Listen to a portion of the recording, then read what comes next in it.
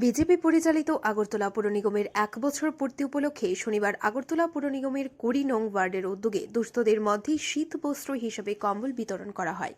শান্তিপাড়া এলাকায় এই কম্বল বিতরণ অনুষ্ঠানে অংশ নিয়ে মুখ্যমন্ত্রী ডাক্তার মানিক সাহা বলেন, বিগত 1 বছরে আগরতলা পুর নিগম মেয়র দীপক মজুমদারের নেতৃত্বে ভালো কাজ করেছে। 51টি ওয়ার্ডে এই কাজ হয়েছে। এই কাজে সন্তোষ ব্যক্ত করেন তিনি। আগামী দিনে যে উন্নয়নের দিশায় সরকার কাজ করছে তাতে শামিল হয়েছে আগরতলা পুর নিগম।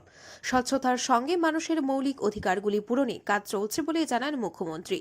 কাজের শেষ নেই, আরও কাজ করতে হবে। মানুষের যা যা প্রয়োজন তা পূরণ করাই মূল লক্ষ্য বলে জানান তিনি।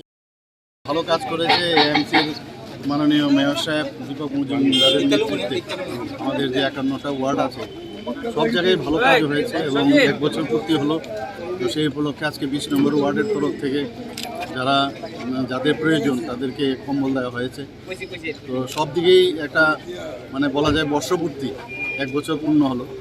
তো এএমসির কাজকর্মে তো আমি অন্তত খুশি এবং সবাই মিলে সমস্ত কর্পোরেটররা এবং বিশেষ করে আমাদের যে আগরতলা মিউনিসিপ্যাল কর্পোরেশনের মাননীয় মেয়র দীপক মজুমদারের নেতৃত্বে যেভাবে কাজ চলছে, আগামী দিন আমরা যে উন্নয়নের দিশা আমরা কাজ করছি সেই দিশায় ওনারাও কাজ করছেন।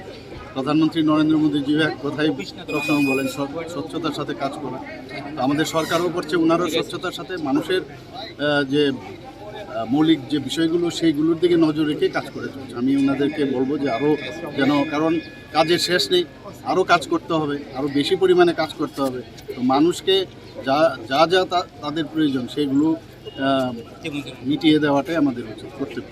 এদিনের অনুষ্ঠানে উপস্থিত ছিলেন মুখ্যমন্ত্রী ডাক্তার মানিক সাহা, মন্ত্রী রতনলাল নাথ, মেয়র দীপক মজুমদার, কর্পোরেটর রত্না দত্ত, বিশিষ্ট সমাজসেবী সঞ্জয় সাহা সহ অন্যান্যরা। Bureau report, Tripura news 8।